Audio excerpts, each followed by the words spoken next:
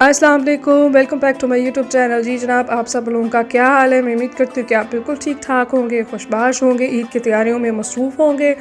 तो चलें जी, आज हम गप मारते हैं, भिंडियाँ भी पकाएंगे और साथ में थोड़ी सी गपशप भी मारेंगे। फिर मैं आप लोगों को बताऊँगी कि आप इस साल मैंने ईद उल फ़ितर की कैसी कैसी तैयारियाँ की, इस ईद की मैंने कैसी कैसी तैयारी की। तो जी जनाब, चांद रात आ चुकी है और हर घर में चांद रात मनाई जाती है। ख़ास कर उस घर में तो ज़्यादा मुझे लगता है मज़ा आता होगा जिसमें ज़्यादा ख़वातीन और ज़्यादा बच्चियाँ होती हैं।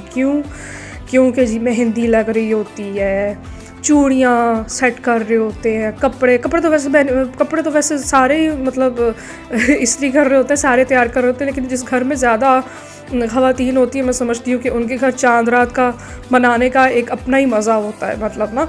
तो मेरे घर में चांद रात कैसे होती है ये मैं आप लोगों को बताती हूँ। बहुत ही सिंपल होती है। मतलब मुझे तो सही बात है, मैं आप लोगों को मेहंदी तो मुझे लगानी आती नहीं बस वो चांद टिक्का वाला वो डिज़ाइन एक मुझे आता है, वो मैं लगा लेती हूँ। लेकिन अदरवाइज़ मुझे कोई I am not a professional, मतलब मेहंदी लगानी नहीं मुझे आती। लेकिन फिर भी इसके बावजूद जितना भी एहतमाम होता है ईद का, मैं अपनी तरफ से करती हूँ। तो इस दफ़ा आप यकीन नहीं करेंगे, मैं किसको बता रही थी, आप यकीन नहीं करेंगे, मैंने तोड़ा है रिकॉर्ड। अब आप लोगों को तो मैं पहले ही बता चुकी हूँ कि मैं कितनी हड्डेराम इस किस्म की इंसान। तो नॉर्मली मैं कोई भी काम जो करती हूँ हमेशा लास्ट मिनट पे करती हूँ, लेकिन अल्लाह का शुक्र है इस दफ़ा मेरे सारे काम बिल्कुल टाइम पे हुए, मतलब बिल्कुल ऐन वक्त पे हुए। हांडियाँ भी तैयार हो गई, मिठा भी तैयार हो गया, कपड़े भी इस्त्री हो गए, सारी चीज़ें भी मैंने तैयार कर रखे। शाम को आराम से नहा धो के अपनी अशा की नमाज़ पढ़ के मैं आराम से सो गई थी। मुझे अगले दिन की टेंशन नहीं थी कि ये भी करना है, वो भी करना है, ये भी करना है, वो भी करना है। तो जैसा कि मैंने आप लोगों को रमज़ान की रूटीन में बताया था कि मैं दोपहर ज़ोहर के वक्त जो है वो सारे खाने तैयार कर लेती हूँ। इस दफ़ा भी मैंने यही किया है, सारे मैंने खाने तैयार किए, आराम से मेरी सफाइयाँ की है। थोड़ा सा मैंने आराम किया, उसके बाद शाम हो गई, उसके बाद शाम को इफ्तारी की थोड़ा सा एहतमाम किया और उसके बाद जी रोज़ा खुल गया और जी हमने अपनी नमाज़ें पढ़ी और चलो जी सारा काम हो चुका था अल्लाह के फजल से। वरना मैं और कोई काम परफेक्ट कर लूँ ये कभी नहीं हो सकता। मेरी अम्मी कहती है कभी नहीं कर सकती, मतलब इस दफ़ा तो मैंने रिकॉर्ड ही तोड़ा है। तो ये है कि बहुत मज़ा आया। बहुत सारी ज़्यादा चीज़ें खैर मैंने नहीं बनाई, थोड़ी थोड़ी मैंने चीज़ें बनाई हैं, लेकिन ये है कि बड़ा मज़ा आया। मतलब इस दफ़ा तो मेरे हस्बैंड ने भी मेरे साथ बहुत जो है घर के काम में, ईद के एहतमाम में बड़ी मेरी मदद की है। मैं बड़ी उनकी शुक्रगुज़ार हूँ। तो ये जनाब, ये देखें जी, अब जिससे मिलना है, जिसको देखने का दिल कर रहा है, जिसको जफ्फी मारने का दिल कर रहा है, कोरोना की वजह से मुमकिन तो है नहीं, इसलिए हम गए जी पोस्ट। और ये गिफ्ट हमें पोस्ट करना पड़ा। और ये साथ ही आप लोग ज़रा मेरी चप्पलियाँ देख लें। आप, मुझे पता है ये मेरी मामा जब देखेंगे ना मेरी वीडियो, तो मेरी मामा ने मुझे कहना है कोई हाल नहीं, बाहर जुतियाँ तो चंगियाँ पा के जाया कर। तो बस तैयार हो जाओ, बस ठीक है, अब आने वाला है। अच्छा जी, ये है जी वो कंटेनर, सबसे ज़रूरी चीज़ मैं आप लोगों के साथ शेयर करने वाली। ये है वो कंटेनर जो जर्मनी के हर कोने खुदरे में खड़ा हुआ है। और ये है जी कोरोना वायरस टेस्ट कंटेनर जो बिल्कुल फ्री है।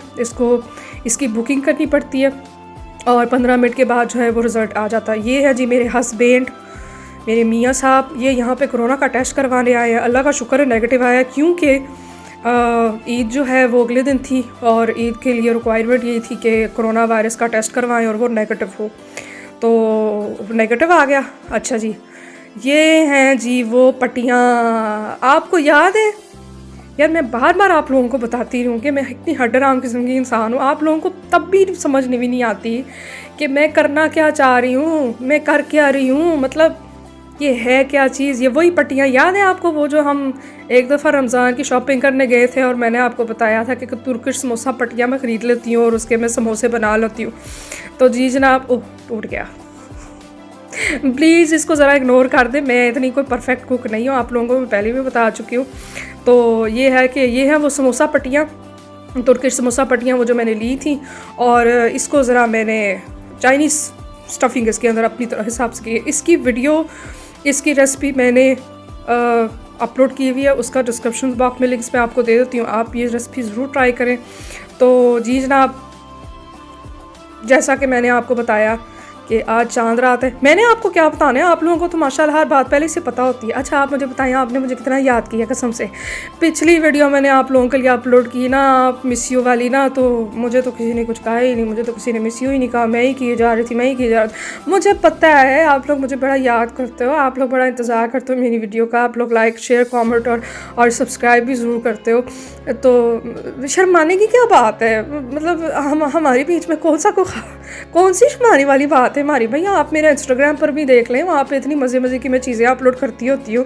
फेसबुक पे भी मेरा पेज है और मेरा यूट्यूब पर तो वैसे भी मैं आप लोगों के साथ गप मारने के लिए आ ही जाती हूँ। उनमें शर्माने वाली कौन सी बात है, लाइक दे दिया करो, आराम से कमेंट मार दिया करो, वीडियो शेयर कर दिया करो। अच्छा जी, तो जैसा कि मैंने कहा, ये देखें जी, ये हो गया रोल तैयार। इफ्तारी में इस तरह की चीज़ें खाने का कितना मज़ा आता है। और मैं आप लोगों को रमज़ान के शुरू में ये लेक्चर दे रही थी कि अपने आप को हेल्दी करो, हेल्दी इफ्तारी करो है। तो आप पे देखो डीप फ्राई रोल में खानी अपनी कोई हाल है मेरा। तो एक्चुअली मेरे हस्बैंड जो है वो कह रहे थे कि मैंने ये खाने हैं, तो मैंने कहा अच्छा ये देखें जी, इसकी स्टफिंग, इसमें चिकन है, कैरेट्स हैं, बंद गोभी है, और इसकी रेसिपी नीचे लिंक डिस्क्रिप्शन बॉक्स में लिखा है, उसको ट्राई करें और मुझे ज़रूर बताइएगा। जी जनाब। अच्छा मुझे आप कमेंट सेक्शन में बताएं कि आपने ईद के लिए कौन कौन से पकवान तैयार किए हैं अपने घर में। अच्छा जी, हमारे घर में नॉर्मली जो है वो हर ईद पर वाकई हर ईद पर, चाहे छोटी हो बड़ी हो, हर ईद पर हमारे घर में सेवियाँ बनती है। मगर इस दफ़ा सेवियाँ नहीं बनी, इस दफ़ा बनी है हमारे घर खीर। जी बिल्कुल। क्यों? क्योंकि मैं जब भी बाज़ार जाती हूँ मैं सेवियाँ लाना भूल जाती हूँ, तो इसकी मुझे मिली सज़ा, फिर मुझे बनानी पड़ी सेवियाँ। ये है जी, मेरे पड़ोसियों ने मुझे भेजा गिफ्ट, और ये रही वो मज़ेदार और लजीज खीर। और आप लोगों ने मेरी गार्निशिंग चेक की है, कितनी मज़े की है। मैं तो सोच रही थी इतने सारे मेवे डाल दिए, कुछ मेवे ज़्यादा नहीं हो गए। फिर मैंने सोचा है कोई बात नहीं, टिड में ही जाने, कुछ नहीं होता, चलो खैर। ये है जी ईदी मेरे हस्बैंड की तरफ से। मेरे हस्बैंड की तरफ से मुझे ईदी मिली है, सूट मिला है, and I am going to wear this इंशाल्लाह। और अब आप लोग ये सोच रहे होंगे कि सानू मत्तां देंदियां, सानू लैक्चर देंदी कि बाहर ठंड है तो लौं दा सूट नहीं पाना होता, तो आपे लौं दा सूट काट के पाती है पे। वैसे मेरी बात सुने, घर के अंदर कोई इतनी सर्दी नहीं होती ना, बंदा आराम से बंदा डंडी मार सकता, कोई इतना बड़ा इशू नहीं है। तो अच्छा मैं आप लोगों को एक मज़े की बात बताती हूँ।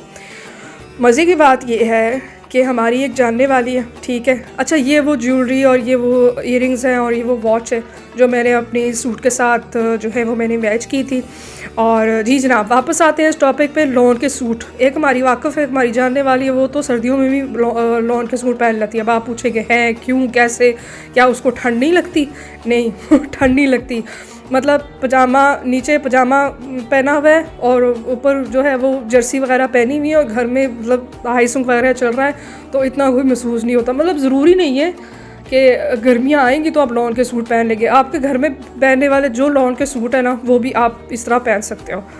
तो जनाब, ओए ये है आगे मेरे काके मटाके, ये हर औरत के काके मटाके इनकी भी नहलाई होनी चाहिए, इनकी भी धुलाई होनी चाहिए। इनको भी मैंने आज अच्छी तरह से मांजा मारा है, साफ़ किया है। मैंने कहा चलो तुम लोगों की भी ईद है, तो ये देखें जी वो सारा सामान जो हर औरत आई थिंक हर ईद से पहले मास्क, थ्रेडिंग, धागा, ट्यूज़र, ये सारी चीज़ें इस्तेमाल करती है। और अब आगे जी ये वो सारा सामान है जो मैं अपने मुँह पे कल सुबह थोपने वाली हूँ। साढ़ा औरतों का काम की है, मेकअप थोप के बह जाओ, तैयार हो के बह जाओ या खाने पका दो। लेकिन अब आप ये देख रहे हैं कि मैंने इसको कितनी तरतीब से रखा हुआ है, और तरतीब से रखने का मकसद भी यही है कि सुबह सुबह आप जल्दी से तैयार भी हो सकती हैं, और फिर आपका टाइम भी बच जाएगा। और बस मैंने आज इतना ही कहना था, इतना ही आपको बताना था। और देखते हैं ईद कैसी गुजरती है इस दफ़ा की ईद बहुत मुख्तलिफ होगी। मिलते हैं कल, अपना बहुत सारा ख्याल रखिएगा। अल्लाह।